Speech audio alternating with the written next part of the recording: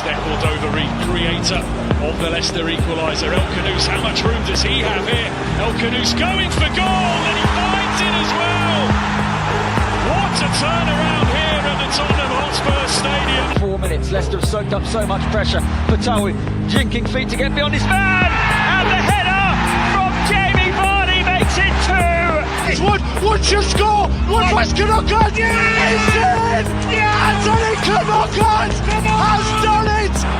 Tielemans lining one up. What a goal! What a brilliant goal by Yuri Tielemans! And the Leicester City fans go absolutely potty. Ball in behind Damian Vardy. It's 11. It's heaven for Jamie Vardy. Hold the back page. Hold the front page. A Leicester player has smashed the record.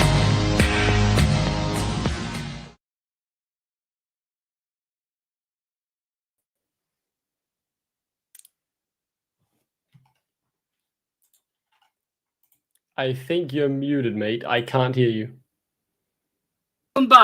Welcome back. There we go. To Blue Tinted Glasses. It's Monday night, which of course means it's time for the fans call-in show.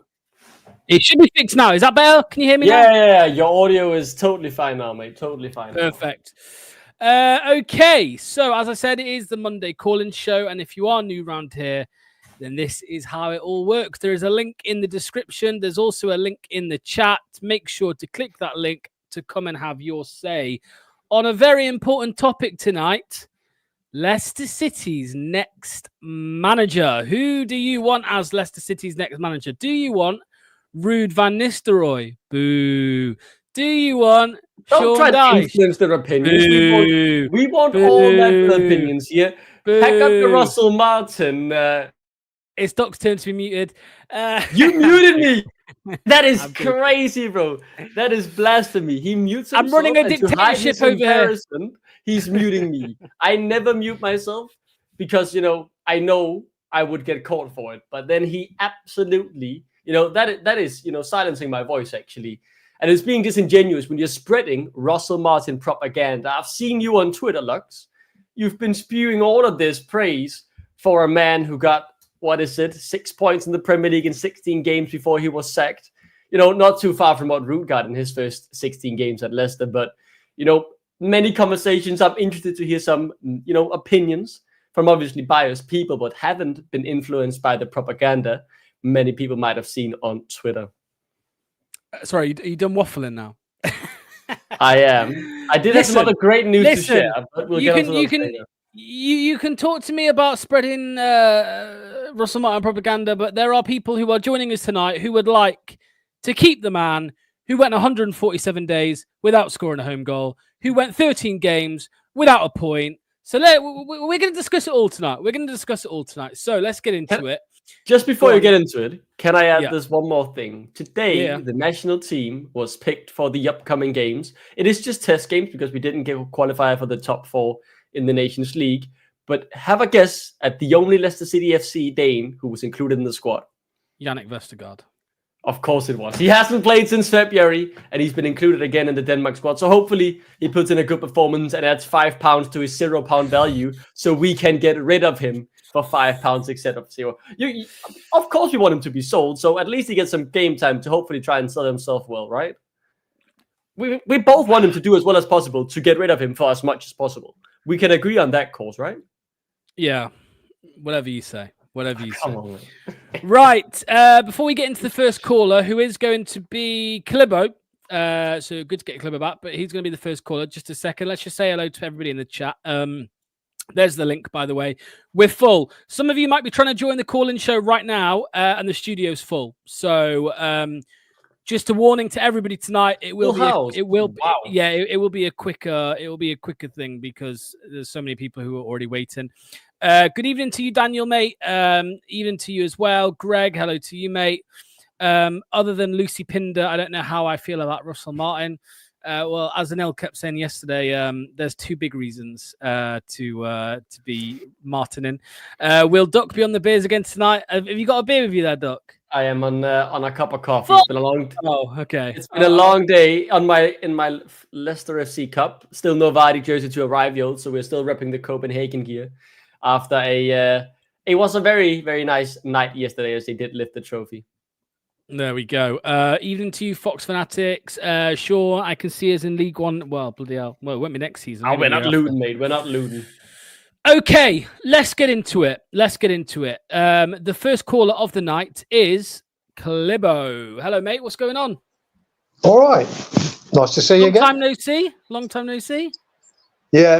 Well, the reason for that is I'm moved in house and I've got no internet, so I've been having to hotspot. My phone about blows up, so that's the reason. I have been watching though, faithful. Lovely stuff. Great Lovely to stuff. Talk to us, Clibbo, mate. Because let's not talk about your nephew. Oh God, I can't wait to speak to him. No, talk to me, Clibbo. Where are your thoughts at right now with the manager situation, mate? Well, I've got to be honest with you. I've flip-flopped a lot, and that's largely down to sort of listening to all the different opinions. I hate to say this, because I know you're not going to be happy, but I'm falling on the side of Manny a little bit, actually. I tended to agree with a hell of a lot of what he says. And I know he's kind of candid in a lot of things that he says, but if you look into it, he does talk a lot of sense. Mm-hmm. He does. Yeah, I would agree with that. You could have left that bit out. Yeah, I know. You didn't need to say that bit. Okay, fair play. So what does that mean, Clibbo? I was going to say, we're not just praising Manny. Come on, draw it into what you think as well. It means, the nuts and bolts of it are, I'm 60-40 in Rude. Mm-hmm. There are reasons for that, which other people have spoke about. But my issue with getting somebody else in is if we continue with this board, which I think we will, I don't think that you see any reason why the club are going to get rid of him, apart from the obvious. Yeah, I think that they're only interested in yes men. Now, if Martin's already signed, as far as I'm concerned, he'll be a yes man.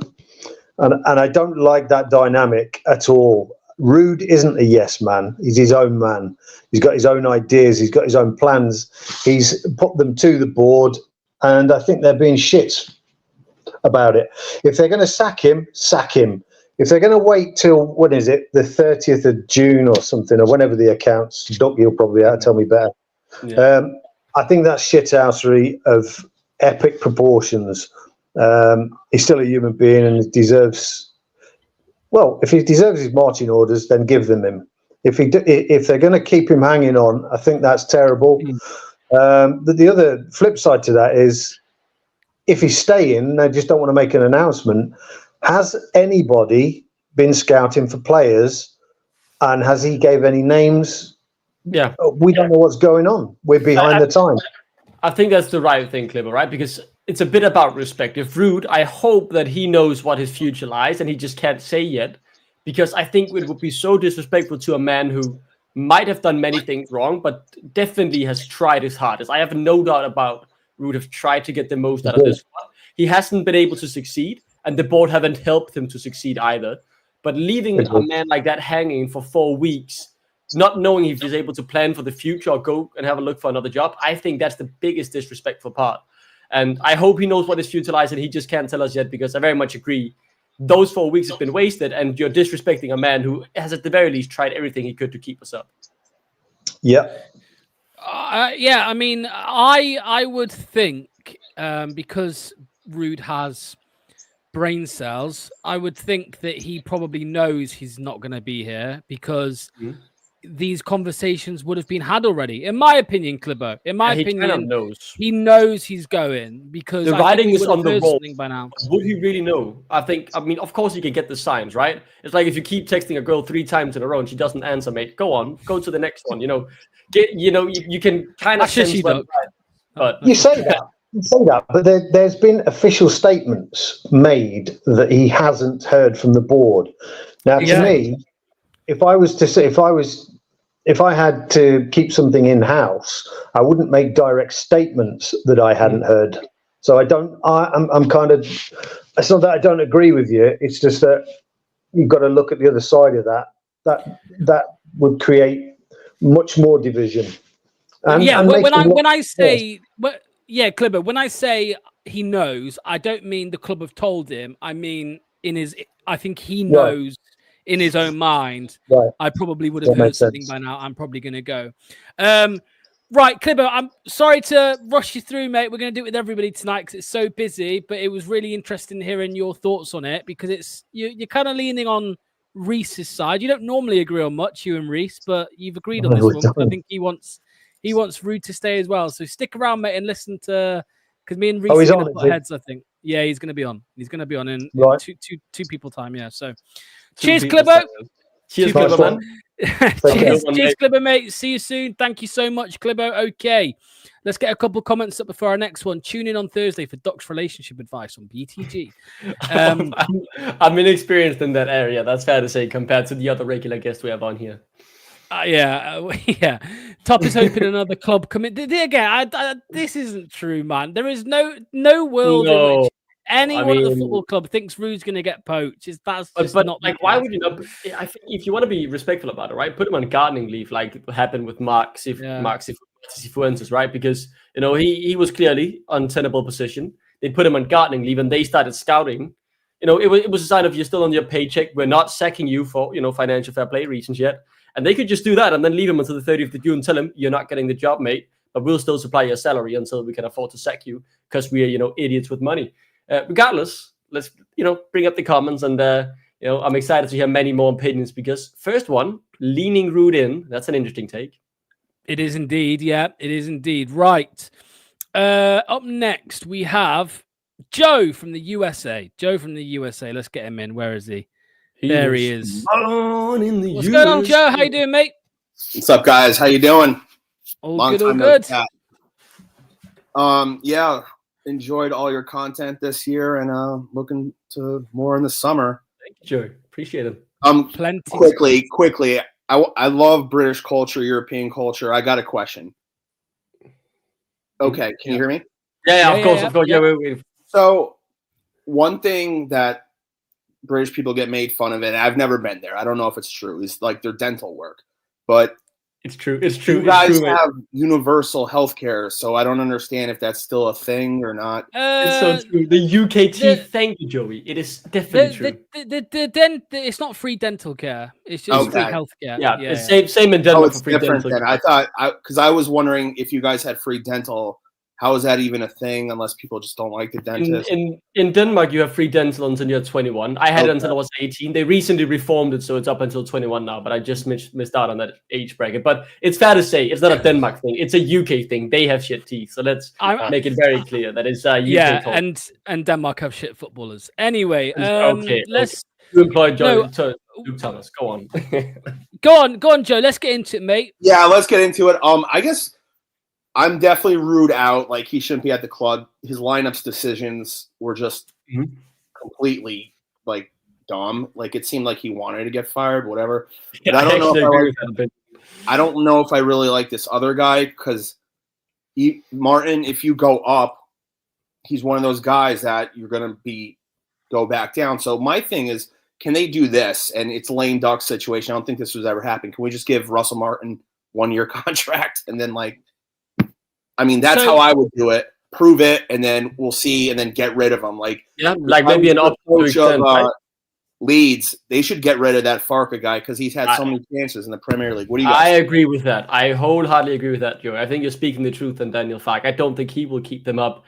If I am to play, I won't. Yeah, they have talked about it. They did actually. The rumors were they were going for a Danish manager, so that would definitely keep them up. Oh, fucking hell, man. Enough on that. I want to touch on the point, Joe, mate. To play a bit of devil advocates on Russell Martin. What I will say about his time in the Premier League, I think it is hard to judge because the squad was so clearly not good enough to be in the Premier League. I think even if they had a very capable manager, put Pep Guardiola in that Southampton side, and I genuinely still think they would struggle to stay up.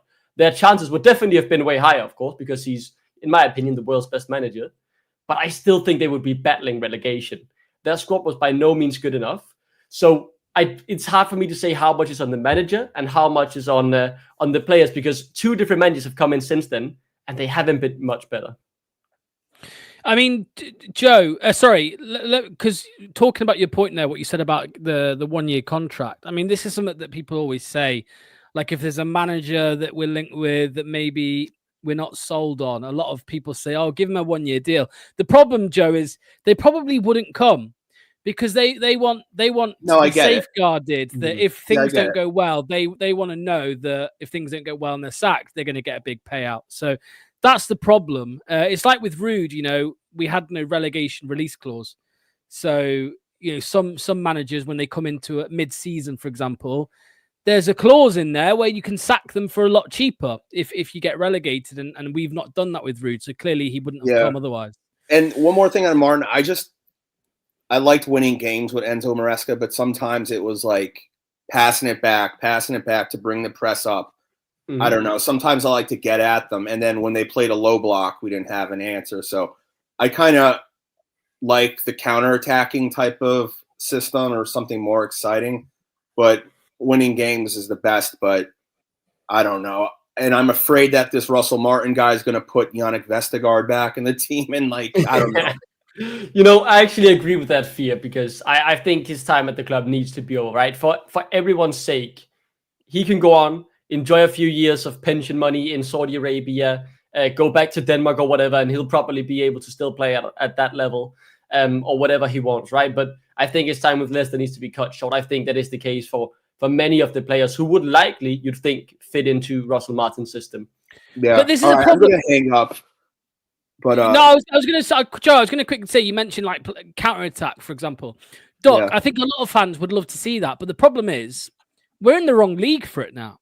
We are the big fish coming into the Championship, where we are just going to dominate games because our players are better. So it's actually a bit more difficult to try and play that way, because teams like Charlton, and Sheffield Wednesday, for example, they're going to show up at the King Power and go, no, you come at us. We're going to counter you. You're not going to counter us. We're going to let you have the ball. So that's the problem, Doc, with that. We're kind of in the wrong league for the counter-attack, in my opinion. I think so, true, yeah. Although it is exciting. We all love a good counter, right? Yeah. All right, I'm going to hang up. One last thing. You need to cut the video of Doc having to go at Sweden, because it was pretty funny. All right, guys, have a good one. Thank you, mate. Thank you. Mate. Cheers, Joe. Much appreciated. I was going to say, we need to try and find a Swedish manager. That would be fucking brilliant if we could get. You know what? Actually, I was thinking of a Swede playing in the Danish league. I think could do a good job for us in striker next season, as a stopgap until we find a young replacement and allow them to grow into the role. Swedish female manager. Sweden 1, Doc 0. Okay. Right. Let's get into it. We've got Reese coming up next. So I'm looking forward to this one, because Reese just won't stop giving me shit online about Russell Martin. So let's get him in. Evening, Reese. What's going on, mate? Evening, lads. You all right? Reese? Hey, Doug. Nice to meet you, mate. Nice to meet you, Reese. I'm excited. If you're giving luck shit on Twitter, I'm excited to hear it, mate. Well, many. I don't want to jump the gun in, mate, but I'd say last week I definitely won that little spat we had. Although I wasn't defending Russell Martin back then. I wasn't defending Russell Martin back then. It was just against Rude, so it might be a bit more difficult this time. Go on, tell me why I'm so wrong, Reese. Tell me why I'm so wrong. Well, I mean, football's all about opinions and stuff, but like, I don't think nothing I said was wrong. Like, in terms of like, with Rude, he's not been backed. He's not been given the players to play his certain style of football. Like blah blah blah. I don't think I said. And you've said nothing wrong, but I don't believe I said anything wrong either. In terms of, because it's factual, he hasn't been backed. So we haven't been able to see like proper Rude ball. Like how he plays the pacey wingers on the wing. He had Jordan Ayew and Bobby Decordova-Reid. I'm sick of hearing.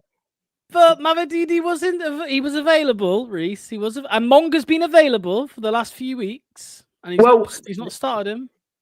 I'm sick of hearing people saying like, "Oh, well, he should have changed it." Like, do you really think in a relegation battle, when we're battling for points, he's going to put a 15-year-old on the wing? It's just not going to happen. Like, I get where people are coming from, where he says he hasn't changed it. Well, he did change it. He went to a 5 at the back, so he did try and change it. And that So stunk the gaff out. and that did stink the gaff out, but he did try and change it. So I'm sick of hearing people like saying that he didn't try and change it. But I am going to back up Locks here in terms of like Russell Martin. Now, don't get me wrong, I do not want him as Leicester City manager. Plot twist. Hello, come on then. I know. Well, hear me out, right? I've got to accept the fact that Russell Martin's going to be the next Leicester. Like, I'm just going to have to get my head around it. So I have dug a little bit into his philosophy, and yeah, it is a bit. I'll be quite reasonable. I'll be quite reasonable. But in terms of like how he plays, it is similar to Enzo Ball. Yes, it is very more possession based because I've seen that graphic about how many passes Southampton did and stuff. But like he attacks with 6s, whereas Enzo attacks with 5. So it is a little bit more attacking. So obviously we'll probably get a little bit more attacking football. But I'm just worried about that's the graphic, yeah. I'm just worried about the defensive record with Russell Martin. Like, has he learned from his mistakes with Southampton? And if he has learned his mistakes with Southampton, then I will give him a chance, because at the end of the day, every manager deserves a chance, whether you like him or not. But I don't know. I just can't get on the idea with it. That's all. Look, I'm gonna say an opinion here. I don't think I've said very publicly before, but I am genuinely, somewhat open to the idea of Russell Martin too here. It's not something that will get me up and jumping up and down my seat, but I think I really just hope he's improved a bit, right? Because to me, it seemed like Enzo's style of football, but a bit too simpletonish, right? The simpler version, where again, I guess maybe that's because I watched every single Leicester game with a tactical eye, and I obviously didn't do the same with Southampton. So I didn't know their style all too well. I knew how we beat them, and I knew the fact their defensive record, as highlighted as well, was very poor. But I do also remember Gavin Basunu stinking out the place in Southampton, right? So with a good shot keeper, maybe it would be a bit better. I sorry, Duck, just to interrupt. I read that Gavin Bazunu's XG conceded was like minus 17 or something. So he conceded 17 more goals than he should have. Yeah, and I mean, that would definitely improve the defensive record, right? I think from what I remember reading a bit of tactical analysis on his first game when they still had James Ward-Prowse, they essentially played with 2 defenders when they had fully set up in possession. And that sounds very risky, right? Because I think it's not bad if you need to break down the low blocks, which you will in some games in the Championship do. When you're playing Charlton at home and they just sit 11 men behind the ball, right, trying to defend. But I think so much comes down to selection, the players we sign, right? If we have a pacey centre-back who will always win his pace duel to get back and defend in a 1v1 scenario, I'm fine with it. But if you're employing Yannick Vestergaard and Connor Cody as the 2 centre-backs who'll have to try and run back, halfway through the pitch with no backup around them because James Justin and Ricardo are in the fucking 6-yard box, we'll be having some issues, right? And the moaning will definitely get louder. So I think back him, give him time, and he then has to also show he's risen a level from his Southampton time. And I think it could become quite a good appointment, although it's not the one that I'm asking for currently, but I am actually open to it. I mean, look, I ain't afraid to admit I'm a big fat hypocrite, right? Because I hounded Steve Cooper from the minute he signed. I was like, I don't want this guy. He's a shit manager. We're going to go down, get him gone, blah, blah, blah. Literally from as soon as... So I can understand why, or I can understand where the Martin out stuff is coming from some fans. They're like, no, don't want to know, not interested in the slightest. He's not even signed, and I'm fuming, blah, blah, blah, blah, blah. I understand it because I was there last year when Cooper was appointed. However, I think, although actually I'm convinced with how fickle football fans are, if he comes in and he wins the first 5 games of next season, everyone's loving him. I think people need time as well, right? Because that's the problem. That's the problem with our fan base. You're never going to please our fan base. Like, in terms of Enzo Ball, I loved Enzo Ball, like the possession, but it's, they're passing it between each other, what they're doing. Like, it's a purpose. And that's what I like about it, because I read a bit more into the tactical insight to what man, and that's the sort of thing Russell Martin will do. So that's where we'll give him credit for. But at the end of the day, you're never going to please our fan base. That is the problem. We're so impatient, but we're so spoiled.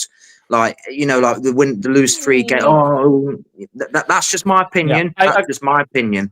I think, Reece, It's my we're in a opinion. sort of time in football now, right? That unless you're maybe Man City winning the quadruple, not every fan will be happy. And probably Man City fans, if you dig into the fan base, you'll find someone not liking Pep Guardiola's style. I know, Copenhagen and Denmark, they're on for the double right now. My dad has been moaning about the manager wanting him out for the better part of this year.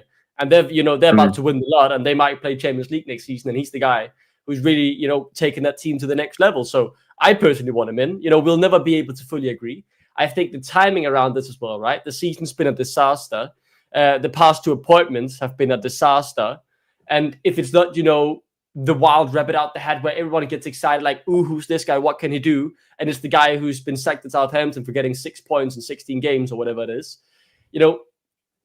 That's obviously, first of all, not exciting. People are still mourning the loss of Jamie Vardy at the football club, a pillarhead of character and culture that, surrounded our most successful era.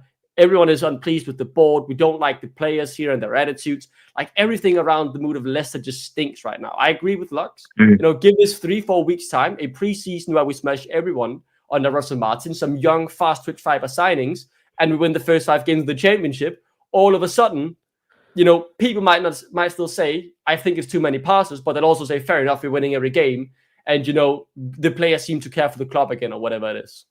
So Reece, you're still more on keep Rude than Martin, yeah? Well, yeah, it's like what Manny said. He is the cheaper option, and I just don't think it's really fair to. Yes, it's like I keep saying it. He has made mistakes. He's made a lot of mistakes, but I just think he needed his own players to give his system a proper go. If it doesn't work at the start of this season with like 10 games, then you can get rid of him because he's been backed with his own players playing his own philosophy. But when it comes to Russell Martin, I will not.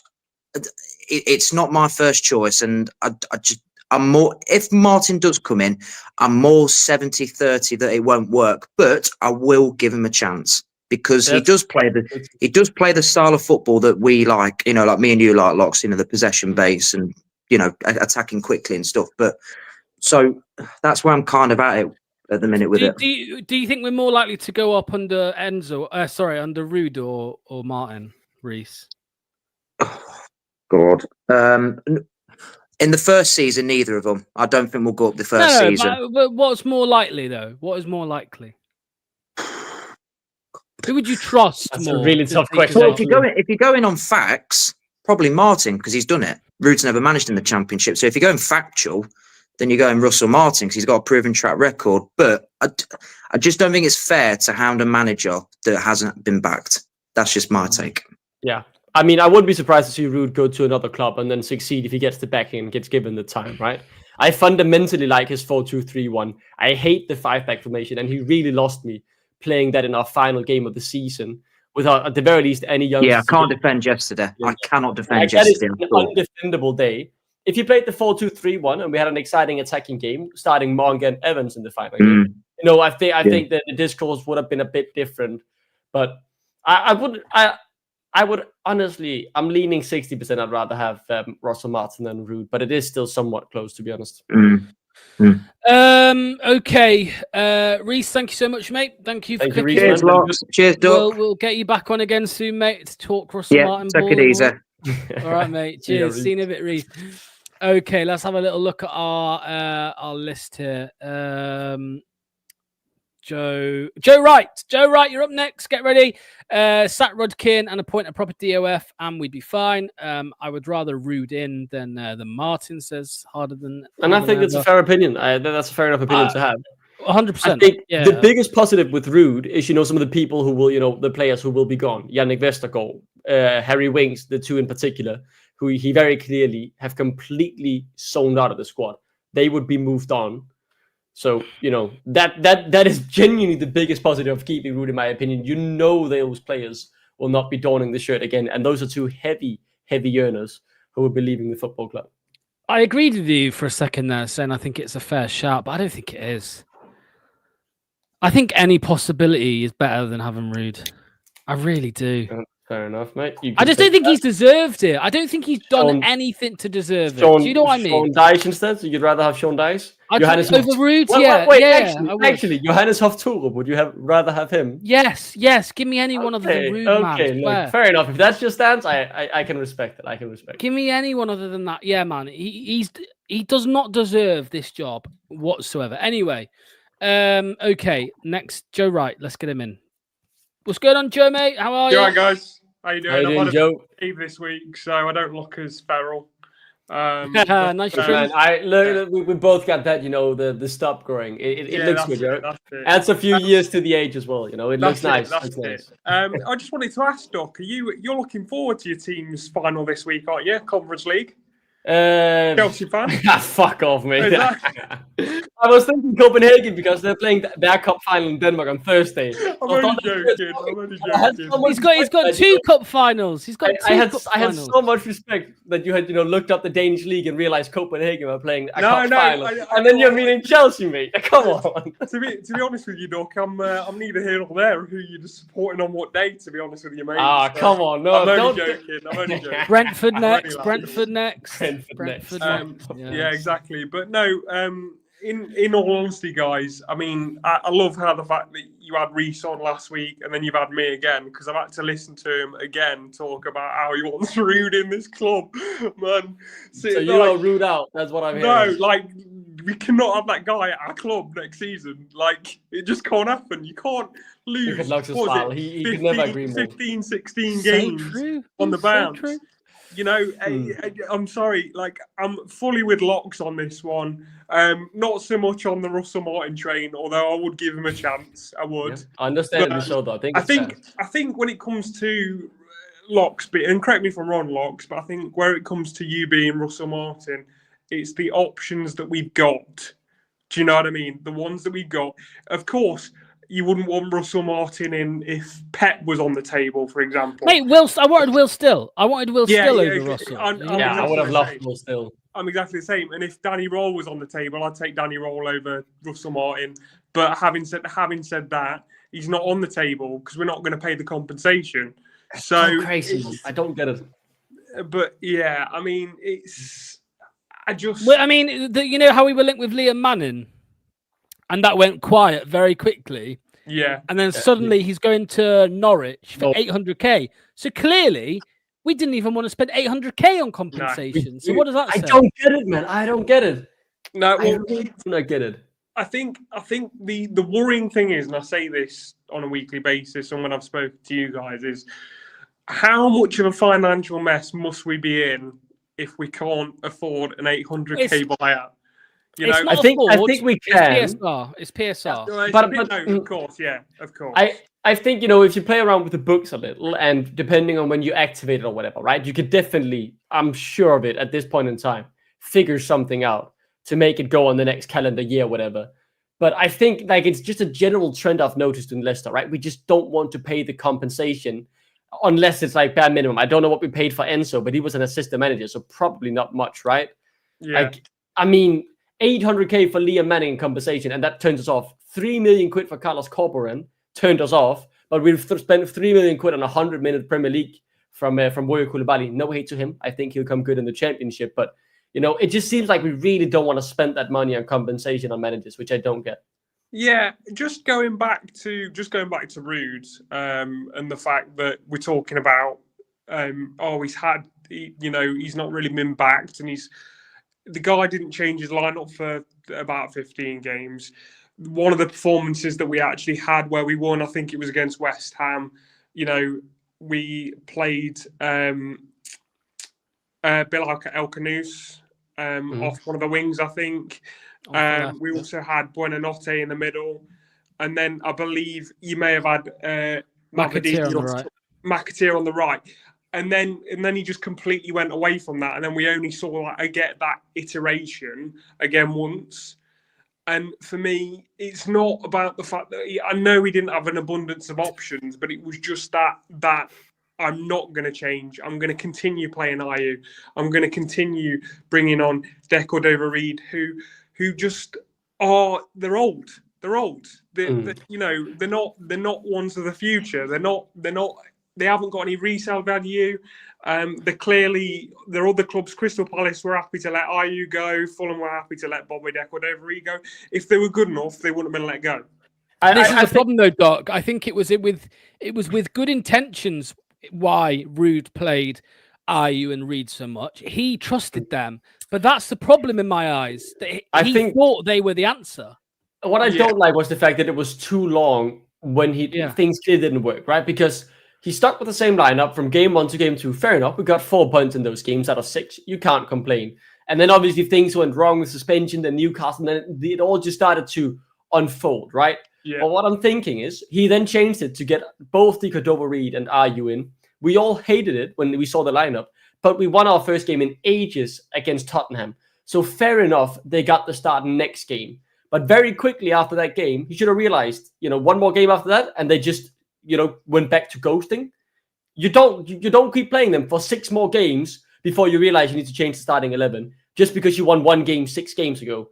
Like when he found something he thought was working, he stuck with it for too long. The Chelsea game, we were lifeless in attack. We lost 1-0, a tight game, great penalty save from Hermansen. And this 5-back formation, we look lifeless in it. Fair enough. You give it 1 more week, a close loss. I can accept that. I didn't like it, but I could accept it. Yeah. We got battered by Man United, looking lifeless with the formation. He still stuck with it for 2 more games after that.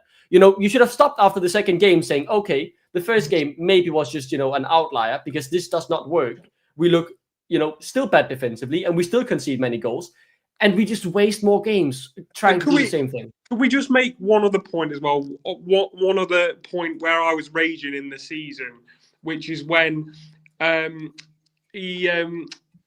Caleb Okoli scores his goal against Brighton, shows probably the most passionate moment of the season when he scores, actually looks like he wants to be here because Faz is apparently injured. Next game, he's nowhere to be seen. Faz is back in same with the Man United game, right? The goal line clearance, and he was celebrating like he scored a scissor kick in the World Cup final. Bench for the next game again. Caleb Okoli might not be the best technical footballer, but in a relegation battle, someone who he's been here for half a year, he looked like he would die for the badge. Why wouldn't we keep playing him? And that's where for me, I just But anyway, I don't. That's by the by because I don't want him at a club.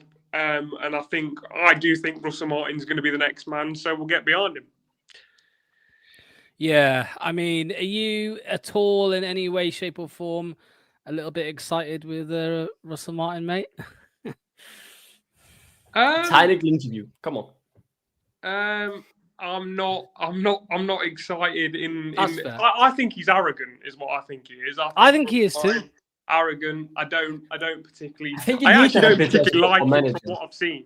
So, I think you need that though, don't you? I think Enzo had a bit of not arrogance, but he was probably a bit kinder about it, right? But it was his way or the highway. Mads Hermansen kicks it long. I'm gonna take you off. I do not care if I said you're number 1. If you don't do what I say, you need this. You won't do this. And I think Russell Martin probably had a bit more, of an arrogant tone because he's a natural English speaker and the cadence in the words can lead to a more arrogant tone, right?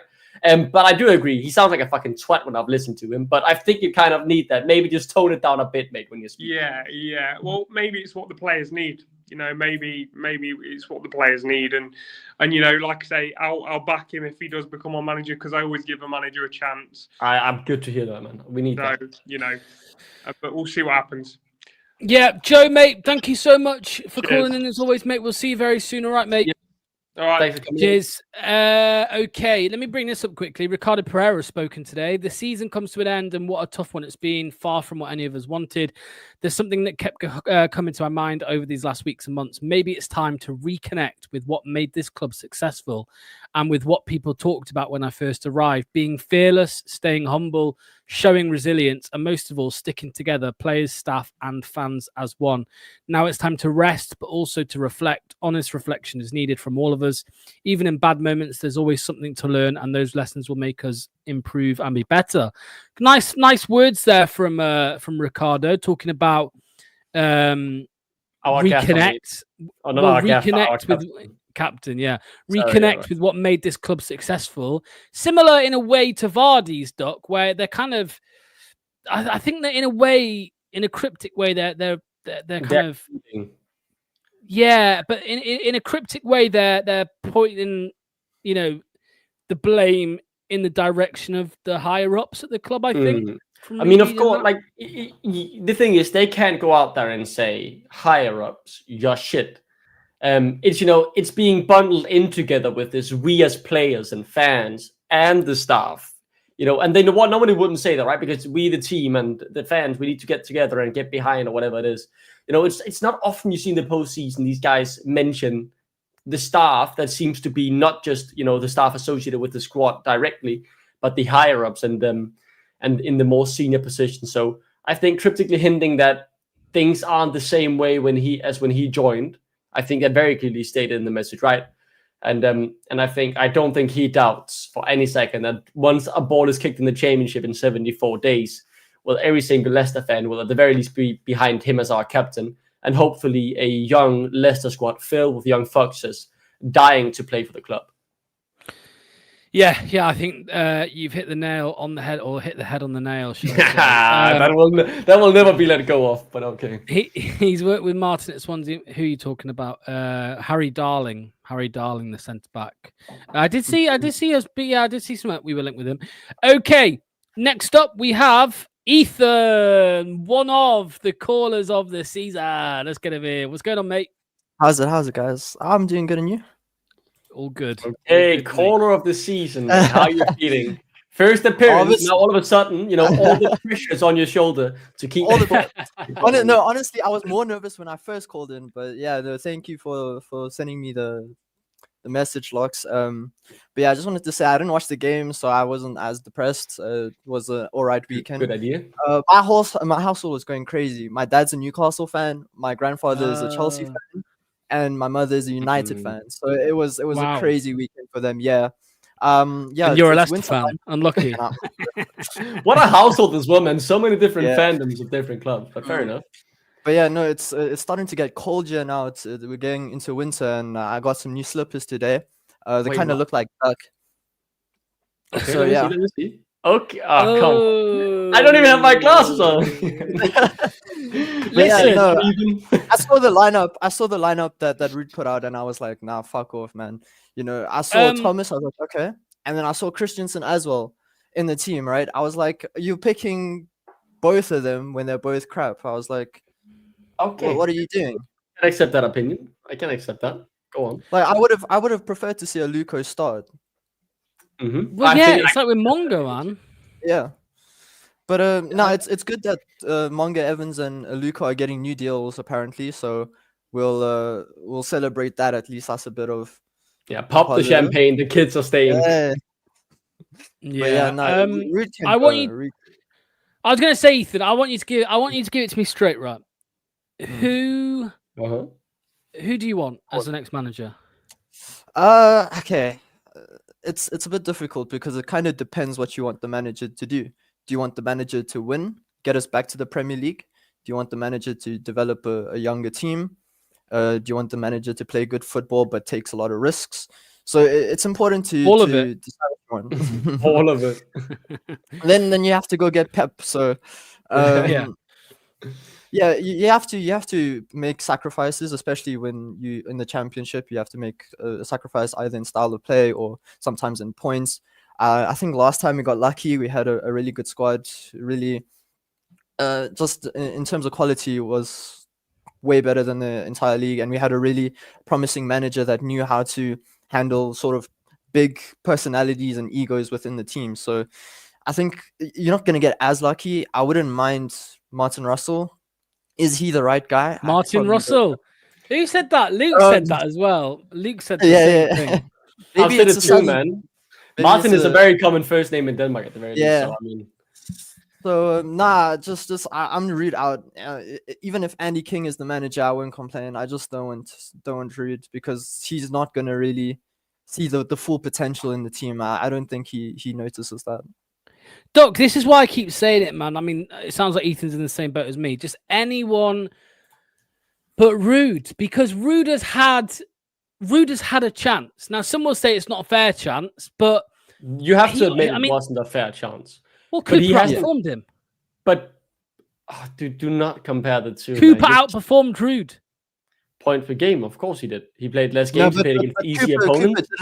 Cooper didn't play City and Yeah, Liverpool twice. back. I mean, the thing is, Lux, you need to go deeper in your statistical analysis here. You're looking at a Fucking surface hell. level. You can't just be looking at it, man, like that. Like, You know the way I look at it, Doc. You know the way I look at it, Doc. You know the way I look at it. We scored less under Rude and we conceded more. That's the way I look at it, mate. That's how you win football games. You score and you don't concede. That's how you win games. Okay, let's look at goals conceded against the bottom 3 clubs then, or the bottom 2 clubs in Ipswich and Southampton. 0 under Rude, 3 under Cooper.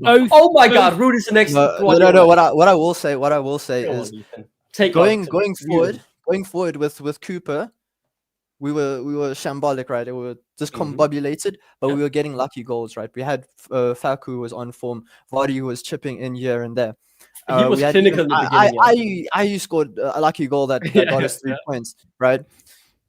Under Ruud, it's been more methodical, it's been more boring, right? Which is why we haven't been scoring. That's why none of them were the answer, right? We've also underperformed our XG, I believe, right? So I mean, like someone like Vardy, he scored everything in the beginning, didn't score anything after Ruud came in. But even in the championship under Enzo, we were like top 4 big chances missed. So it's obviously not a manager thing. But for me, if we had given Ruud the summer transfer window, right, to bring his own players in, I feel like he could have done better, right? Spending that 80 million, right?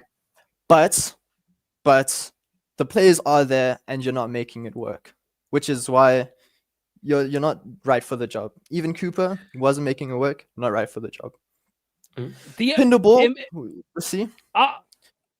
Go on, Carol, mate. Sorry, go on. Let's see Pinderball, but I'm starting to warm up to a Danish manager who just recently got out of a job that I feel like he'll really develop the youth. Kasper Hjulmand. Wasn't he the manager at Nordsjælland? Yeah. Former FC Nordsjælland manager, won them the title, one of their first in the club's history. Developed, Andreas Skov Olsen, Mikkel Damsgaard through the academy. And national team manager, got Denmark to the semi-finals of the Euros. Very much about relation play and where to be on different sides and or different, whatever third of the pitch run, I think is the way to say it. But he's been out of a job, yes, since he left the Denmark role after a disappointing Euros, I want to say, despite us, I think, not losing in the group stage. We drew 3 games in a row. And, I don't think that's a bad shout. I don't think he wants to come. From what I know, I believe he started a job in the Danish Football FA to help develop the game at a younger level, to grassroots football and, be a chief of that. But I'm not 100% sure, actually. I remember him just saying when we sat, because I thought about him when we sacked Cooper, but I saw an interview where he said he wouldn't make a decision on going back to football until January, but that's long gone now. So I like that idea, Ethan. Thank you for bringing up the last thing this football club needs is any more Danish people. Like that is the we last need more thing this club Danes. needs. But yeah, no, I think we're gonna get Martin. I think it's almost confirmed now. He's not the worst guy. I think in terms of managing players, he's really good. That's true. The personalities and developing assets, right? He obviously had that podcast he did with Gary Lineker, ex-Leicester as well. Yeah. So I'm going to listen to that after today, actually, because I'm so certain he's coming. But it's only like the first 20 minutes to really talk about management. I was going to say let's use this opportunity to play the clip. I changed formation too much. Searching for something. You did, yeah. But the concept doesn't change. No. So this is my point. Like in English football, it needs to be this way or that way. Yeah. But for me, it's like it's a concept of the game. It's not formulaic. It's not like this guy passes to this guy and then we do this. It's not a set pattern. It's like you recognize where the space is or the spare man is, and we'll take territory as quick as we can. Sometimes it'll take 20 passes, sometimes 1. But you need to feel it and we need to live it and we need to do it together and work out. Yeah. But the problem was we weren't winning. So rather than being really consistent with the shape, this is how we're going to defend, I was overthinking a bit and going, we need to change shape for this game because of this. There was brilliant bits with the lads, but we weren't. And then all of a sudden you're chasing your tail again and, we're going to sit away, so we're going to play a back 5. Yeah. There we go. So there we go. Do not stubborn is what he just said in that interview. Okay. You what? But I think with a better team, he can do well. We obviously seen his upward trajectory from Swansea. So who knows? He is a young manager. He does develop assets. So he'll probably get us out of a PSR problem, right? By developing these younger talents. What I will say is he reminds me a bit of Ange, where he sort of wants to just stick to his philosophy until the team dies. And obviously Ange switched it up recently, but I mean they're still finished 16th, 17th, right? So it's a bit of a, you either win or you lose. There's no middle ground. Right, Ethan, thank you for your call, mate. Much appreciated. Don't worry, I haven't retracted the caller of the season. That's yours until next year. We're going back to back. We're going back to back for 2020. Well, carry on how you have today, and that's not going to be the case. Right, I'm cheers, Ethan, mate. Oh, Much appreciated. you're not winning host of the season, mate, with your opinions. You're being sacked. Russell Martin always wins something in a second. Yeah, he wins a payout. He won a payout. Yeah, he did win the jackpot there, though. Probably get a massive payout. He's just probably been sitting eating chips on the sofa looking at his wife, man. Yeah, loading aura comments when he's appointed. Yeah, absolutely. Martin will have you playing good football with plenty of mistakes along the way. He stuck to a philosophy, got 5 points in about 12 games. Martin will bring a catwalk for the dog walk. Right. Up next on my list, I've got Jack. Final whistle. Let's get him in. What's going on, mate? Hello, how are we doing, Jack? How are we all doing, good, mate? All good, all good. Go on, mate. Talk to us. Manager. What's going on? Yeah, Van Nistelrooy's it's not, you know what, he's done it to himself, and you know how this season's gone, team selection wise, the way he's produced things tactically and that, and he's tactically inept, ain't to be honest, Rude. He deserves to be sacked, if I'm honest, sitting here now. He should have been gone sooner in my eyes, but who would you have brought in to sort of solve the situation, because we were already going down anyway, so he's going to be going. The question is who next for Leicester City Football Club, and I know the words is Russell Martin, which it brings me some great joy in saying the name Russell Martin. So he's not my ideal first choice, let's be honest. I watched a lot of Southampton last year, spoke to fans of Southampton. Is a stubborn approach. The way he's more exaggerating football than Enzo Maresca's, it's worse. It's probably 10 times worse. You know, the way he likes to build from the back. Some Southampton fans say it takes him about 15 minutes just to keep passing it around the back and then decide to go forward. And you're just like, well, okay, then what's the plan? And then the players just couldn't get on board with his style of football. It proved it on with the Premier League. He got the best out of that Southampton side last year. He got them up. I mean, who couldn't, to be honest? But I think some would have failed that. I'm gonna be honest, Jack. I think not everyone would have been promoted with that Ipswich side, considering the Leeds and what Southampton, but what Ipswich turned out to be, and what Leeds also had as a squad. I don't think the stars on the Southampton team were as strong as the stars we had in Leicester and Leeds to carry us, and you know, just the momentum and togetherness of that Ipswich lineup, right? It's just how do you approach it? It means it's like the board haven't, you know, thought things through. You know, we haven't planned for the championship yet. You'd think you would. You'd think, you know what, this is a 5-year plan to restart again, go again. Get rid of the players, the high earners, and add in the football club. You know, bring in a manager who's going to bring in the youth next season, like you, Ben Nelson, Will Alves, Fatal Woods, players who's going to be in that team next season. Jeremy Monga. You know, you've got to bring in the right manager, but then you've got to know what style of football you want, what approach you want to take going into next season. So is Russell Martin the man? Obviously, it proves he can get Southampton out of the championship, but Leicester, I think, are very minimised with who they can bring in, if I'm honest with you, because of the situation we're in. Sean Dyche, I don't think we're touching with a barge pole because of the situation we've got regarding PSR and all that. So Leicester, I think, you know, we'll probably have a little handful of managers who will take the job. So it's going to be difficult to see which names will actually come out. I mean, for me, if we wasn't in PSR trouble and this and the other, I think Liam Rosenior would have been a fantastic appointment for myself personally. Proved he could do it in the championship, works well with young players, gets the best out of them. I felt he was wrongly sacked at Hull City, to be honest. I think he could develop well as a manager. He's proved it at Strasbourg. But, yeah, it's the situation we're in. It doesn't really entertain me, Russell Martin, but, you know, it's the fact of whoever comes in now at Leicester City, you've got to back them.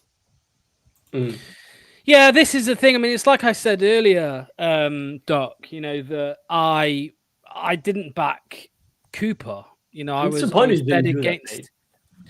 You're what? I'm disappointed you didn't.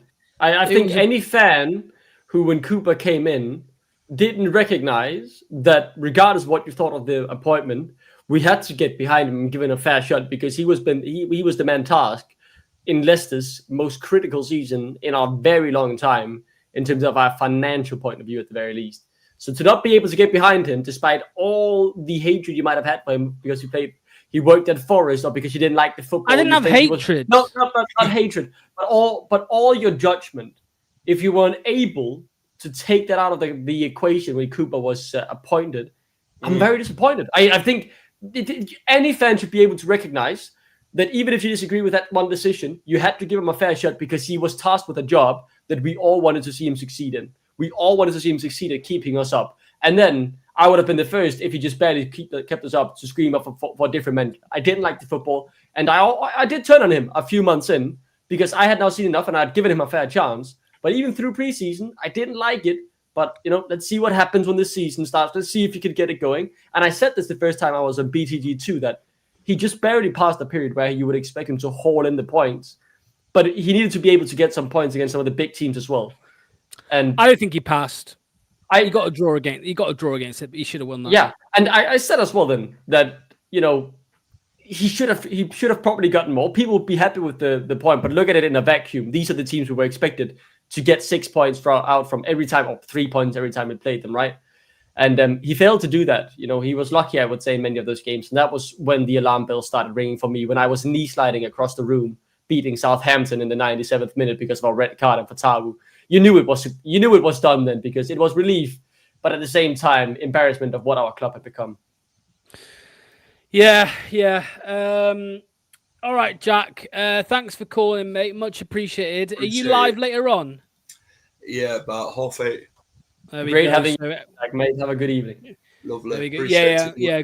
Everybody, once we're done here, make sure to go over to Final Whistle. Cheers, Jack, mate. Much appreciated. Up the Russell Martin, yeah. Nice one.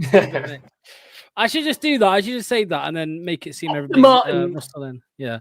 Cooper was a panic appointment. We waited far too long to get a manager in last season. That's what summed our season in a nutshell.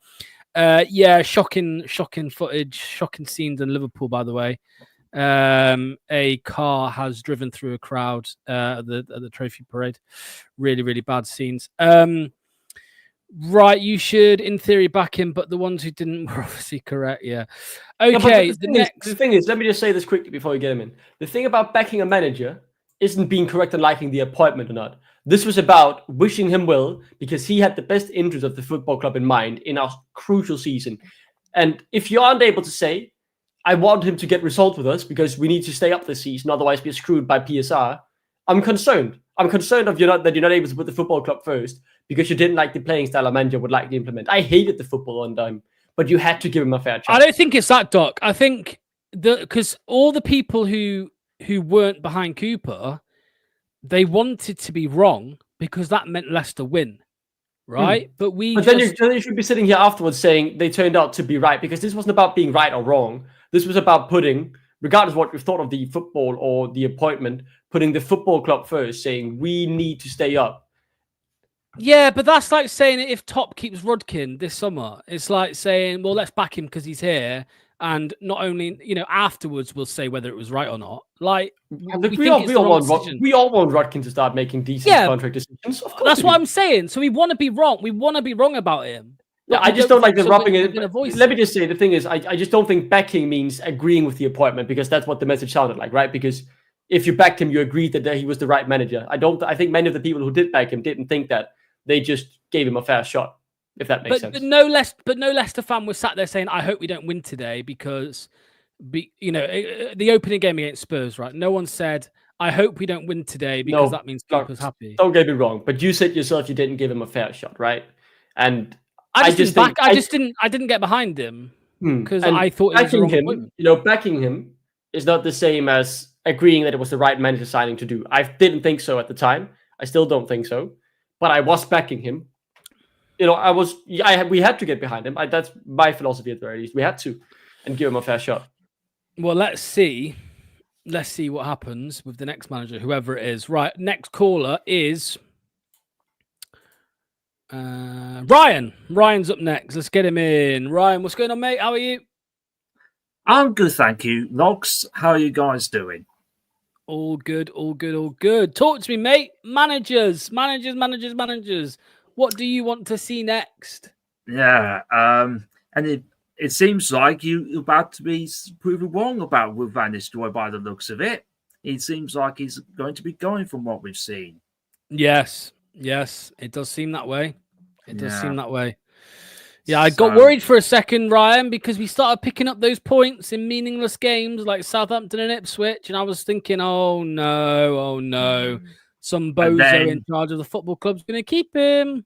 Yeah, but then comes the game yesterday, which I think rubbed it was something all wrong. The team selection in that game was tactics as well shocking. Why the hell would you go with the back five? We know the game was a dead rubber, right? But at least, for goodness sake, give the likes of Mongo and Evans a chance. What are you going to learn by starting a flop like Passon Daka centre forward? He was so angry about it, he lagged out. So, I mean, I just don't get this. Why are we not giving youngsters an opportunity to show and impress? A proper opportunity, right? Give them the start, man. It wouldn't have hurt anything to start a Monger and Evans on the wings last game, like yesterday.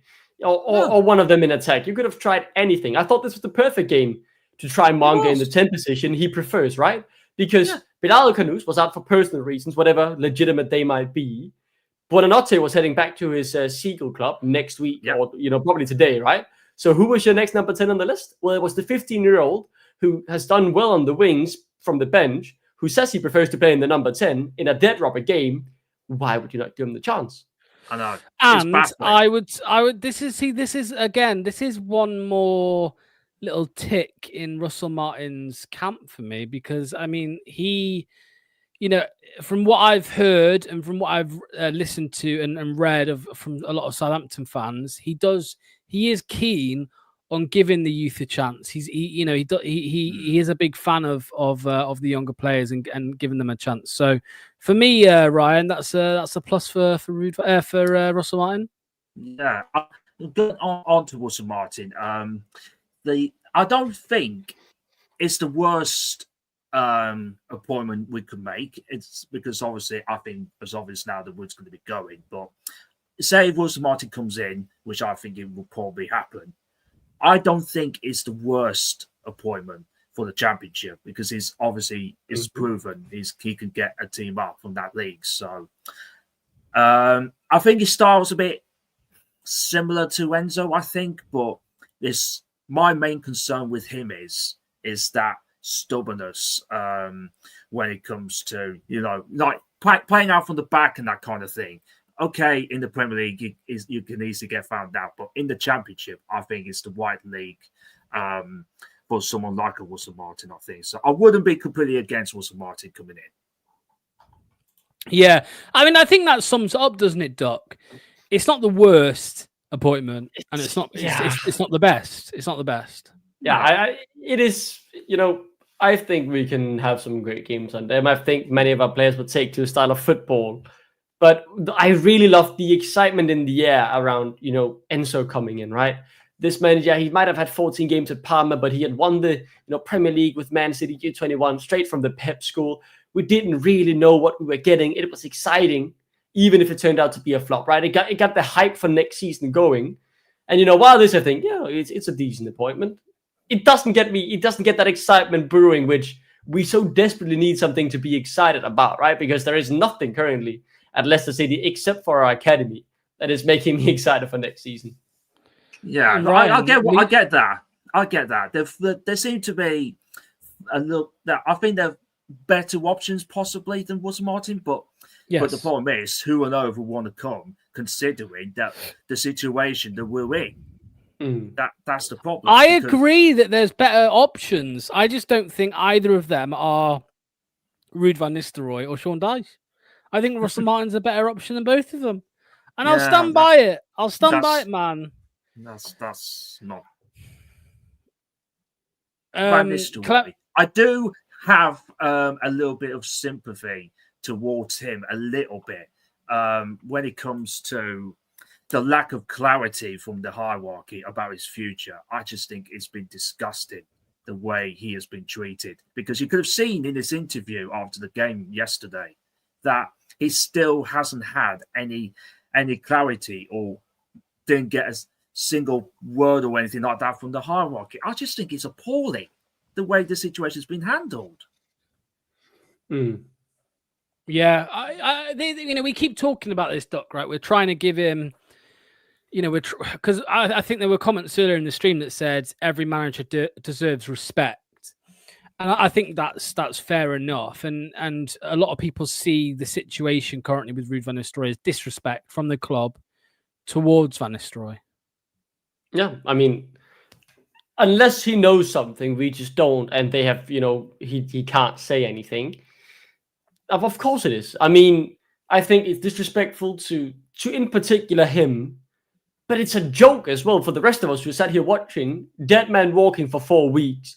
Look, imagine if you got Martin Russell in those 4 weeks. You might have lost every single game, but you'd be like, we don't care. He's maybe integrating some youth. We're working towards the championship season. Players are finding out if they like his playing style.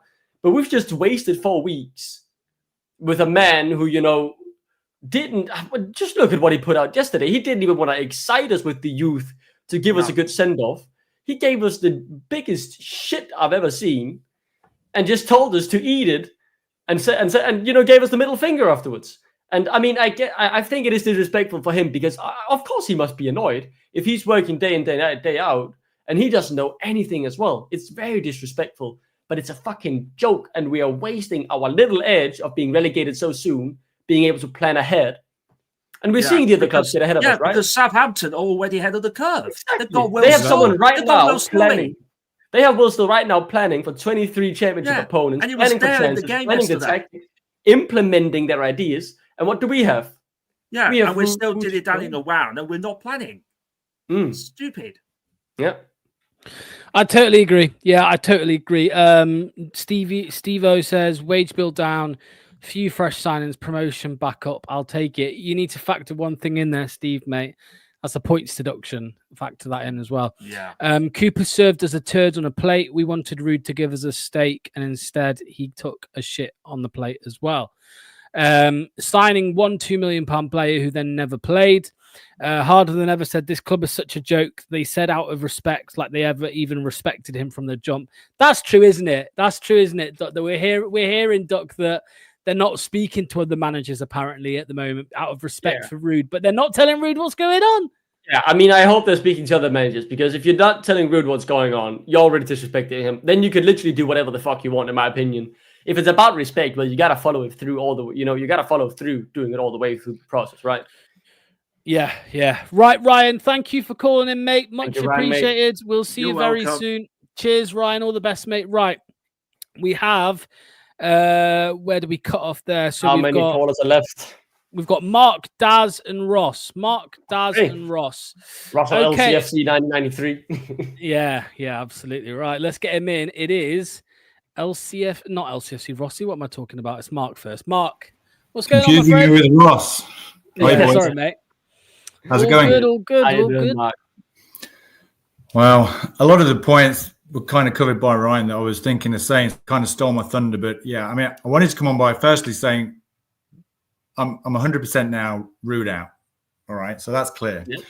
But I wanted to temper that somewhat by saying 10% of me agrees that I think he's been horrendously treated in terms of, the communication he's getting from the club, lack of backing.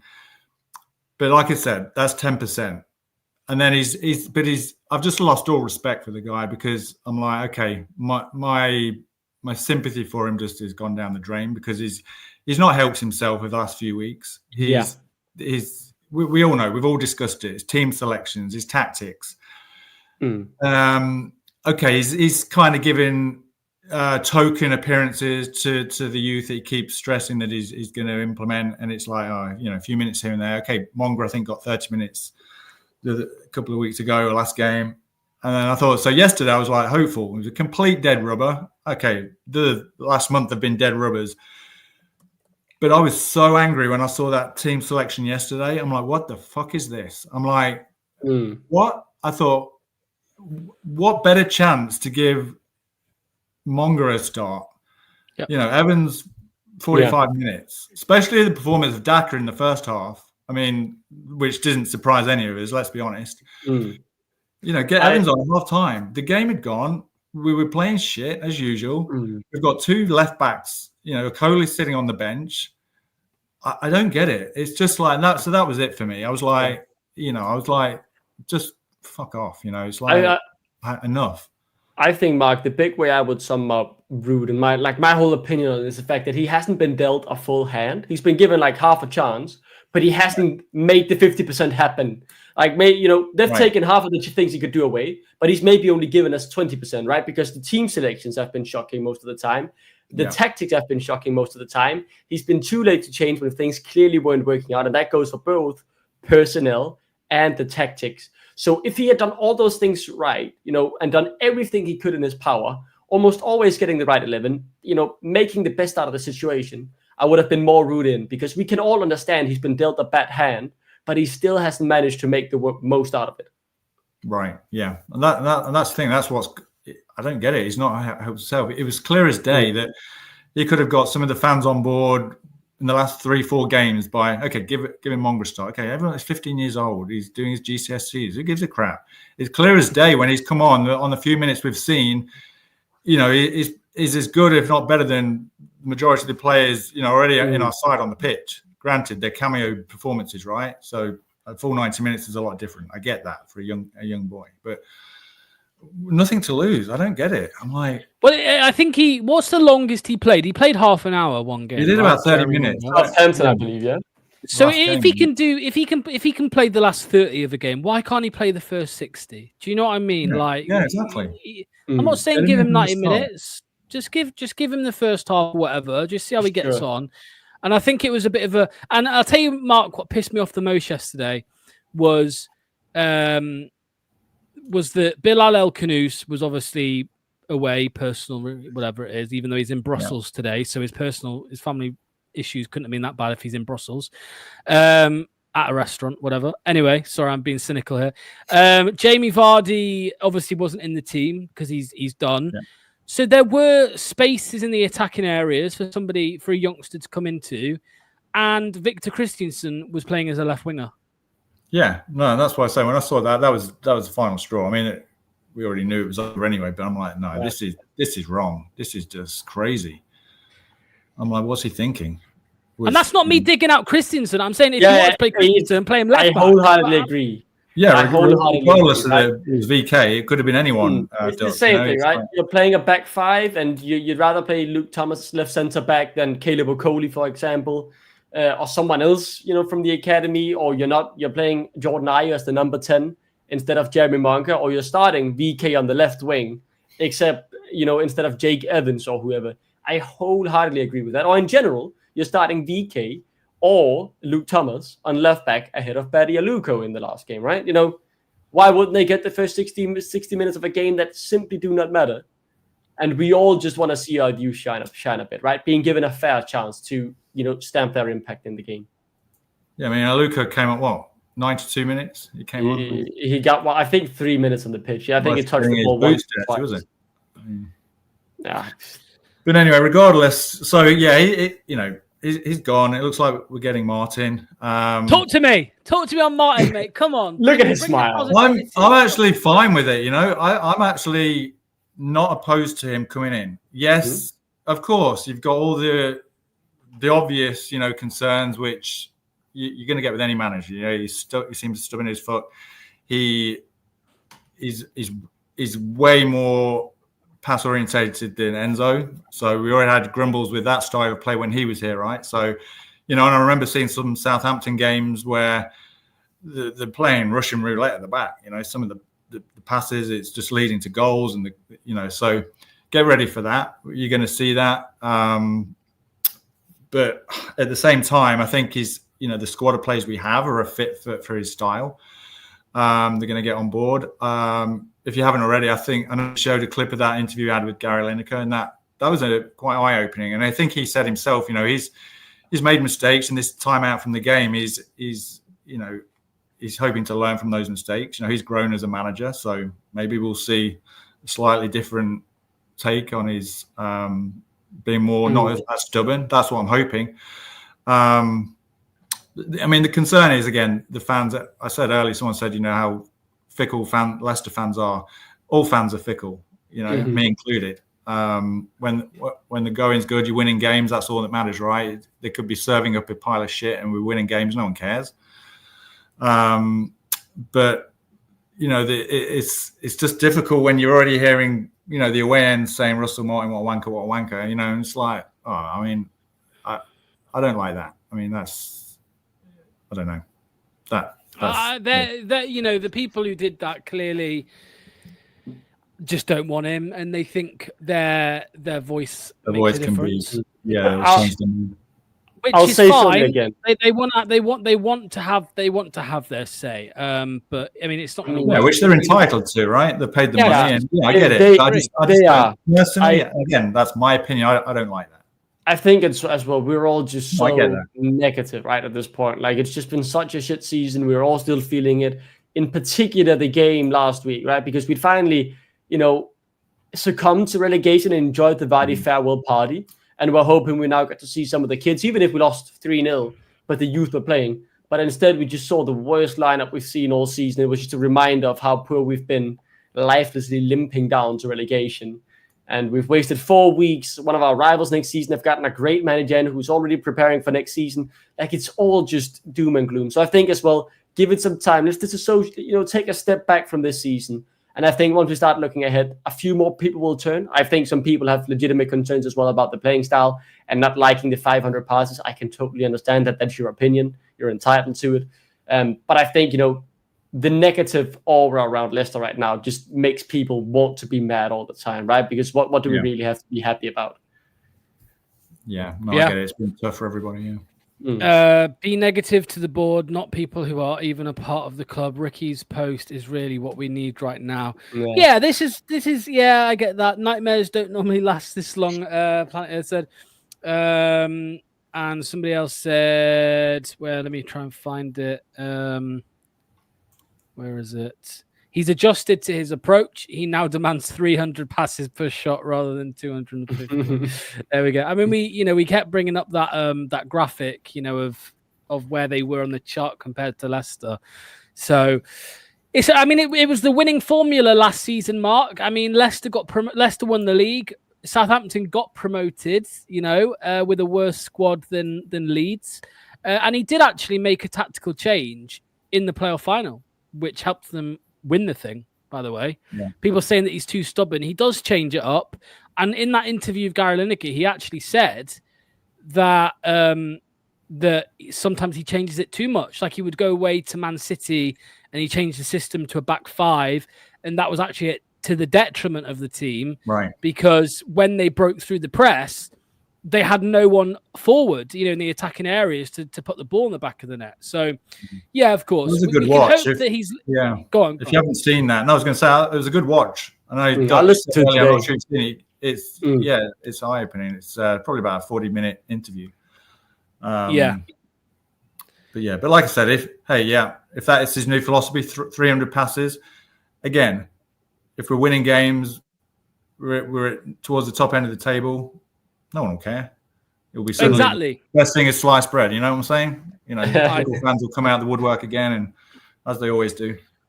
I totally agree, Mark. Mate, thank you again for calling in, boys. as always. Thank we'll you, see Mark. you very soon, Mark. Mate. Cheers. All the best, mate. All the best. Okay, last couple of comments, and then we'll get in Daz and then Ross. I heard a few people saying they'd rather Cooper. over Martin. Jesus Be Christ. ashamed. Be ashamed for that opinion. As much as I detest Enzo Martin Ball, I do feel like Martin will leave the club in a stronger position than he inherits it. Younger squad signings will be more dynamic. Okay. He ain't left any club better off yet. I think Southampton is in a better position before he took over compared they to before lost he took over. players, right? They lost like Ward. First of all, they were I mean, relegated. he foresaw he helped create a rebuild that got them promoted the first time of asking with, not expected to be in the top 2 considering their squad compared to us in Leeds, and even if he left them in the Premier League in a shit state, the team, is younger. They have had signed some, okay players and definitely in a better position than when he joined in the Championship and all the big players were leaving and they were left with table scraps. So, even though it isn't much better, they were definitely just that bit better left off. Yeah, right. Let's get in our last 2 callers, starting with Daz. What's going on, mate? How are we, boys? We all right? How are we? All good, man. All good. Talk to me, mate. How are you feeling about everything? Well, been sat listening to the show for about an hour and 20 minutes. I've seen everything and I've heard everything. Rude needs to go. I think you know my opinion on that, Locks, anyway. He needs to go. That last game was appalling. The lineups have been terrible. He's not took the club forward for me. He's not took it forward. But the problems are before Rude for me, and we all know them. We can sit here all day talking about it. The problems are always before Rude. Cooper was the wrong appointment for me. If you're going off what the club initially wanted to set up with Enzo, it was we buy this type of player, play this type of football, we have this philosophy, we do it all the way through into the youth academy playing this way when Enzo was there, and then we get a gremlin who plays nothing like what Enzo does. Sorry. Carlos Corberán, a couple of other players or other managers, probably would have been a better fit, but again, we were too slow off the mark to even get him. So I'm going to be extremely controversial, and well, not controversial. I don't really care. I annoy people everywhere that I sit in the stand. It's not controversial on this channel. Go on, tell me, mate. Go on, say it. Let's hear it. I'm Russell Martin in, and I'm not swayed by anybody or anything. At the end of the day, and I'll only give supportive evidence because again, I'm not drunk off him with his lovely hair, which I am a little bit jealous of, and a nice beard. But he did an amazing job with a bang average Southampton side. Bang average. They are. I've watched since the last bits of the season and been linked with Everybody FC. I like to go over things and watch things and stuff. He's a breath of fresh air. He plays a nice style of football compared to Rude. He's got philosophies. He's got this. He's got that. Yes, he's stubborn, but so was Enzo. We need that. We need someone stubborn. We do. We need someone to grab this club by the scruff of the neck and say, "This is how we play. If you don't like how we play, that's the door, or you're benched." This is the problem, though, isn't it, Daz? Right? This is the problem with Leicester fans, because 6 months ago, the same people now that are saying, no, we don't want Martin, no, it's boring football, blah, blah, blah. The same people saying that were the same people 6 months ago saying Steve Cooper's not got any philosophy, there's no game plan, he doesn't have a style, he flip-flops. This is the problem, man, that people are forgetting what we were saying 6 months ago. You can never win with the Leicester fan base. In my opinion, I love the Leicester fan base. I think it's fantastic. I think it's football fan base in general. I think, when I go to the ground, again, with my father-in-law, there's a lot of people that, have the same aspect or the same opinion as certain people do. But then you'll get the extremes, like yesterday's game, chanting Russell Martin's a wanker. It's ridiculous. At the end of the day, I get it. It's banter. It's jokes. You can express yourself how you want to. Like I say, there's enough negativity around this club at the minute to last us a lifetime. And I think hot take, I think a lot of the younger Leicester City fan base, people that have maybe been around since 15, 16, around that era, haven't fully incorporated what Leicester City is or what we have been. It's been a massive fall from grace. We've experienced things at this football club that other football clubs would kill for. Like, they would sell their best player to experience half of the success that we have. And I know it's hard to come down from that, but Russell Martin will give Leicester City a fighting chance with a much better... Our squad now is better than what Russell Martin had back in the Championship. And I know we've got idiots that really don't need to be there, like Jordan Ayew and bloody Cordova-Reid and everybody else. But Like that's because Victor Christensen. Yeah, exactly. But this is... But these players are going to go. As in, Faz is going to go. I think Christensen is going to go. I think a lot of these players are on the fringe or break of going because the club have let go of the talisman. And if I have to say anything about Jamie Vardy going, which I'm still in disbelief about, if Vardy's not safe, I don't think anybody's safe. And I think that's something to take confidence into next season is... I want the board to be ruthless. And another thing, I don't think the board... I don't agree with a lot of what the board do, and I think Rudkin needs to be shot, quite frankly. I think he's an idiot. Hot take. I ain't bothered. I don't like the bloke. I think he's an idiot. But that's crazy. It is. But my point is, they need to stop this. Oh, I feel sorry for Rude. I don't feel sorry for Rude. Life's not fair. No manager gets a fair crack at things. No football isn't fair. VAR decision goes against you. You can sit there and cry about it, or you can deal with it. You can say at the end of the day, like what you said, Locks, I will give this guy much more respect if he actually gave people a fair chance to give him some respect. You're not giving the best version of yourself. You're not putting the best teams out. You're not selecting the best players. You're saying it's youth, and you're playing OAPs. I just think that, Russell Martin will at least give us some stability, quite frankly. And that's what I'm about. What do you guys think? I agree with that completely, Doc. I think he will bring stability. Because as I said earlier, you weren't there, but I don't expect us to get promoted at first attempt because of a points deduction, right? So I actually think Russell Martin coming in, building something, having a summer or two, bringing in his own staff, I think that will be a good thing for the club. And I think it puts us in really good stead for the following season, where I do think we will go up. Yeah, I think so too, right? I think I said before we even started the season, if it went down, I wouldn't be guaranteeing us to get back up in the first 5 years of asking, right? I think we could be down there for a while. So much depends on what happens in the summer window. It's as every summer window is always important, but this one feels crucial and critical to the way this club is going. And we need that stability, right? Because it feels like we're walking on the bridge as we're building it. I think that's a saying in Danish at the very least. I've just translated it directly.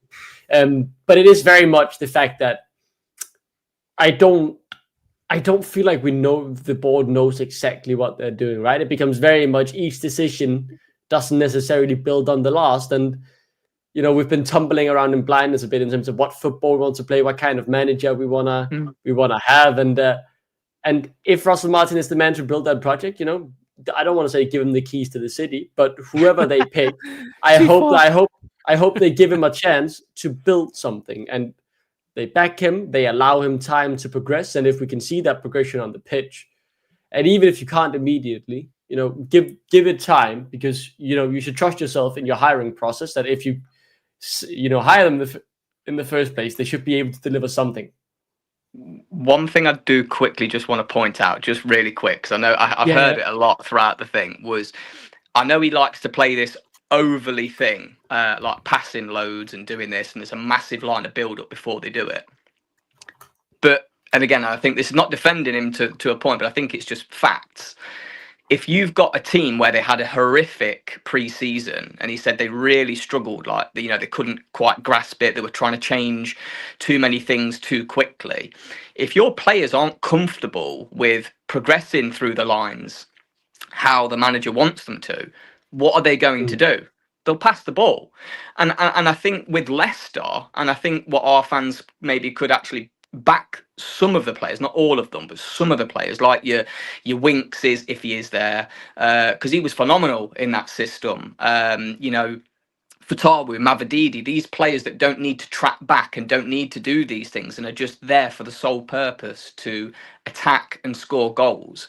I genuinely think that Russell Martin is going to have a much easier time of things implementing his style of football with this team, because in that interview, if I'm not mistaken, he said the next club he wants to go to need to have already tried to implement it or like that style of play, because he wants to incorporate the signings around that, which to me I think will work wonders. Yeah, I hear you completely. It does. Well, we've hopefully got, you know, hopefully we'll get some kind of announcement soon with regards to Ruud van Nistelrooy's weekend, departure. I think. Mate. Yeah, maybe tomorrow. I mean, somebody keep making a good point today, saying Leicester City don't work on bank holidays, so that's why we've not heard anything today. I haven't worked the past 4 weeks. That's the thing. Yeah. It needs to be soon. It needs to be soon. We can all agree with that. Daz, thank you, mate. Thanks for calling. Sound boys. See you very soon, mate. Okay, lovely stuff. Yeah, absolutely. We'll get Daz on more often. Right, up next is Say His Name and He Appears. I believe in Rossi LCFC. Right, here he is. What's going on, LCFC 1993. How are you, mate? Just got back. Oh, okay. Shattered, and I fell over getting on the train. So it really hurt my knee. My leg. Funny. It was. My friend thought my mate thought it was fucking hilarious. What no. Fell over? Is that a regular occurrence, by the way? You said you fell over on the train again. Is that something you do quite often, or like how are UK trains built? I don't just do it as a laugh.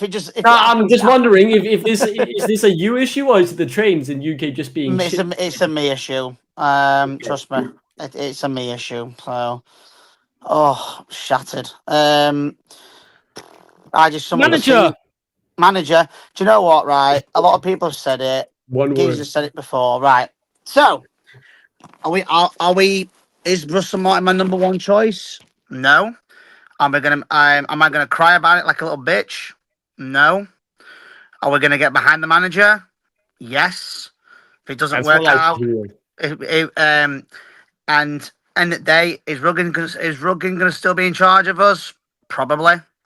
Being the thing, whether we can cry about it, protest about it, doesn't matter.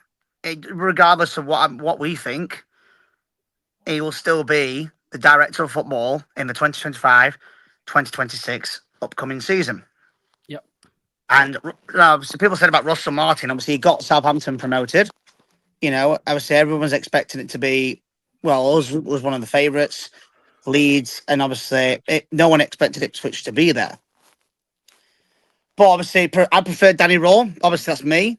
But I'm not gonna, Well, that's because you're a fucking. That's because you're a Sheffield fan. You're a Sheffield Wednesday fan. You are. No, but I do like Danny Rawls in general. Didn't deny it. Didn't deny it. I do deny it. But no, end of the day, we are most Leicester fans. We are not happy either way. People didn't have a clue who Enzo Maresca was, or if they did, he's Pep's assistant and stuff like that. Look at what Enzo's done in the last 2 years of being a football manager, a proper coach, football manager. He's won the championship with us. People thought anyone can manage that. You've still got to use the tactics. You've still got to play the style of football. You can't just put 11 players on the pitch and win a game of football. There's management, there's style, there's possession. There's your favourite word today, Locks, philosophy. That's your favourite word. You said it once. So, no, you've said it quite a lot. And that's true. If you watch it back, trust me. No, I'm not kidding. And obviously Enzo went to Chelsea. Everyone's like, why is he gone there? But look what he's done for Chelsea. Chelsea last season got Europa Conference. They weren't happy about it and sacked Pochettino. This season, he's got him into the top 5 of winning the Champions League. Beat Forest, thank goodness. Can we just say that Enzo put the nail in the coffin and made sure that Forest didn't get Champions League? Can we just appreciate that? I mean, for Kundo as well. We played it. We did our bit though. We did our bit. But I we think did they our must bit, be and the then most bad at our game, right? Because they played an already relegated Leicester at home, and the 2 points they could have got from beating us, that would have been Champions League. yeah. But like I say, end of the day, we started it. Enzo finished it, but. You know, now they could potentially win the Europa Conference. Now, obviously, people go, "Oh no, it's not a real European trophy. Still a major trophy." You know, would we? It is a major They've got a chance to win was it. in the Sorry. tournament, so fair play.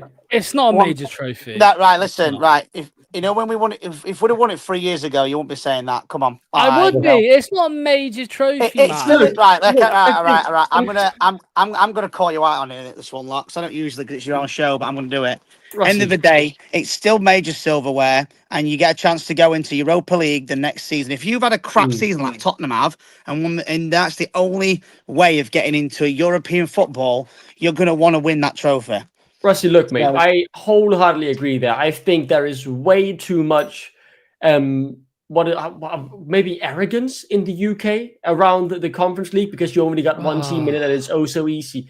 It is disrespectful to all the other teams who are in that competition. And just because you've never watched a minute of ball outside of a top 5 league doesn't mean you get to be an arrogant scum. Just, wiping every other opponent not from one of the top 5 leagues on the floor as a good football team. I think, you're only saying this because Copenhagen were in it. No, and I'm thinking the same thing when I see Bodø Glimt in the semi-final and people are throwing them at us. They're a brilliant fucking football team. The lack of respect from the English media on them saying it would just be a walkover is disingenuous, is wrong. And I'm tired of this UK rhetoric from people who watch the Premier League. Of course, they're expected to win it when you're in there. You're always the favorite, I would say, as a team. But that doesn't mean it's not a major trophy. You still have to work bloody hard to win it. Do you know what makes me laugh? Before you go, Ross, I just want to read out some of the fucking farmers that Chelsea played along the way to their Conference League final. They played Servette. Who were they? It was Servette. In Switzerland, They played Noah 8-0. Yeah, and look, look, Shamrock happy Rovers. To be there. Shamrock Rovers. Djurgården. Your dad's garden. I mean, what is this shit, man? No, but can you not hear it in your own voice when you're sitting there? Djurgården. The disrespect, dude, dude, the fact that a Swedish team made the European semi-finals of a European competition, that's great. It's brilliant. And you know who they had to play along the way as well? Well, they're playing Real Betis in the final. They're no walkover, right? They've got Anthony. We all know who the GOAT is. That's Anthony right there they're playing against. Can I just point out that Chelsea have lost a game in the Europa Conference this season. They lost to Legia Warsaw. But end of the day, it's still a trophy and it's still major silverware. So that's all my take is on it. But anyway, it's not about that. It's about Leicester. And when did they make the competition? What year did that competition get created? It's been around 2022, because we could have been potentially could have been the first winners, but we lost to Roma.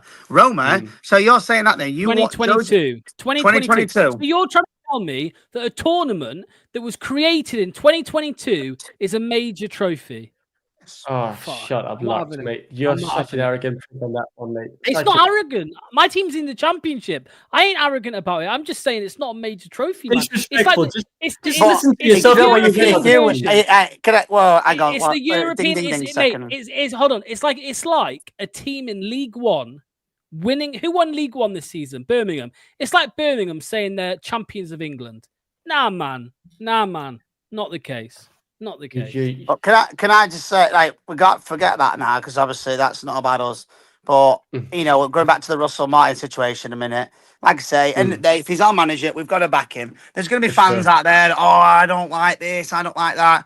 We don't always get what we want in life. Don't you think if I want £1 million to my name every week or something like that, And you saying about players earlier. There's a lot of people. I can't wait for the day that Danny Ward leaves. People said about Ruud van Nistelrooy. His reputation was damaged instantly when he decided to put him in goal for 90 minutes. Not the Newcastle one, because we only had one goalkeeper on the bench. Not that.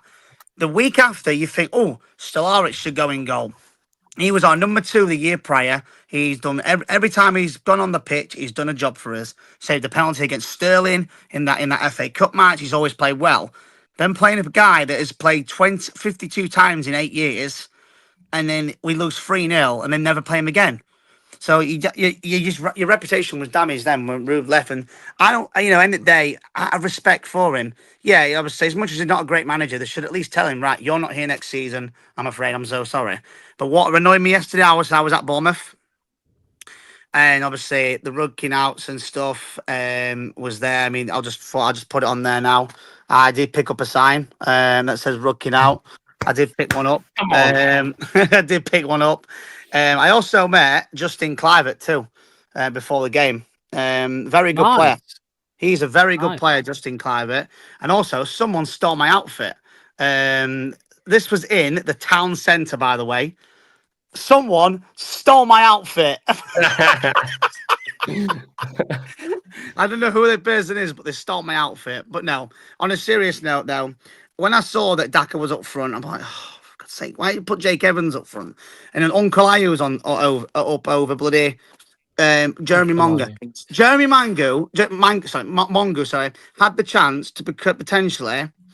No, I didn't. And before anybody says, I've got a video of that on my vlog. I said, oh dear, the fans are not happy already with Russell Martin. So you can watch that back on my vlog, and I do not chant it at all.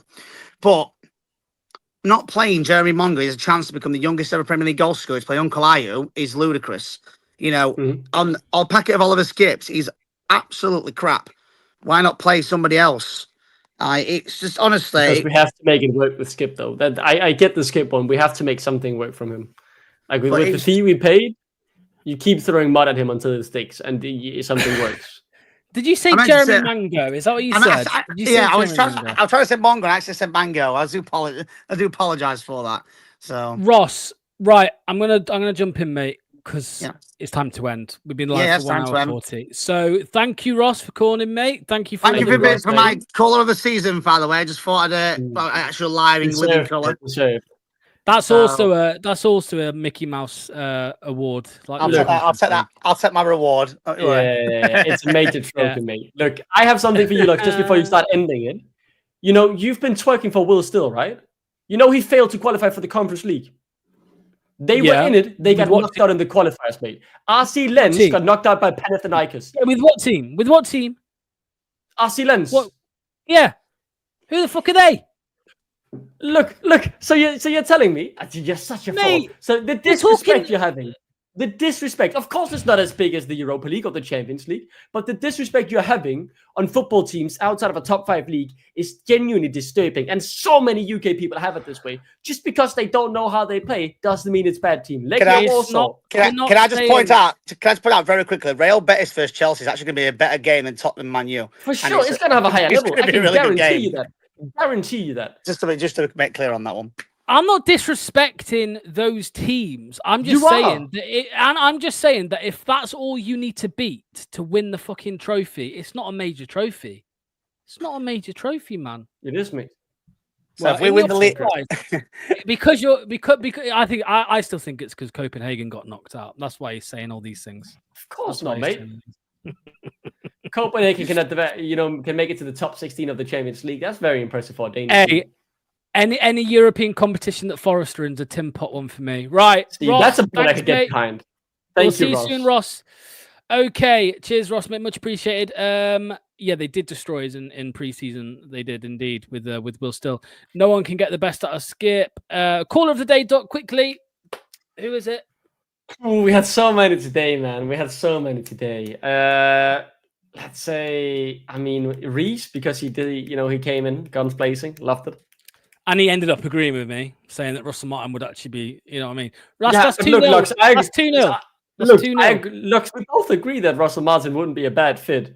We both agree with that, mate. Oh, no, it's not that, but it's he's been giving me shit all week. And he came in and he was. And then he comes on camera. So you're calling him a pussy here on stream or what? I think he came in guns blazing and very respectful at the same time. The perfect way to handle such a conversation. I thought he was brilliant, Reese. He did a great job. Lovely bloke. He deserves my call of the week. I'm giving it to Daz because he said Martin in. So there we go. Right. All the best. Cheers, Duck. We'll see you soon, mate. Cheers to everybody in the chat. Make sure to hit like. Make sure Cheers, to hit guys. subscribe. And we will see you Great callers tomorrow today. Thank at you all. 7 p.m. Yeah, 100%. 7 p.m. tomorrow for... Oh, let me see if I can quickly find it. Where is it? Where is it? Where is it? Here we go. 7 o'clock tomorrow. Load. How to fix Leicester City. There we go. We're going to go through it all. We're going to get very detailed indeed. I've seen people in the chat talking about it. We don't need to talk about the manager. We need to talk about the higher ups. Well, we'll do that tomorrow, 7 o'clock. See you then. Cheers.